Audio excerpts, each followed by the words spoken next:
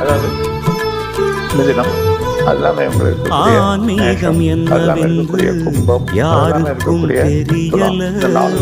காரணம் ஆண்டவன் யாருன்னு புரியல. ஆன்மீகம் என்னவென்று யாருக்கும் தெரியல. காரணம் ஆண்டவன் யாருன்னு புரியல. அல்லாவும் ஈஸ்வரனும் உன்னும் விளங்கல. அல்லாவும் ஈஸ்வரனும் உன்னும் விளங்கல. ஆன்மாதான் கடவுள் நம்பவே முடியல. ஆன்மீகம் என்னவென்று யாருக்கும் தெரியல. காரணம் ஆண்டவன் யாருன்னு புரியல. இந்த ஐப்பசி மாதம் எந்தெந்த ராசிகளுக்கு நல்லா இருக்கும், எந்தெந்த ராசிகளுக்கு மோசமா?